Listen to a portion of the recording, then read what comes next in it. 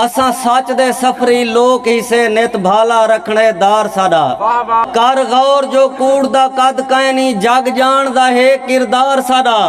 अजा वक्त ही सोच के आ सकदे जे बन सकदे बन यार साडा।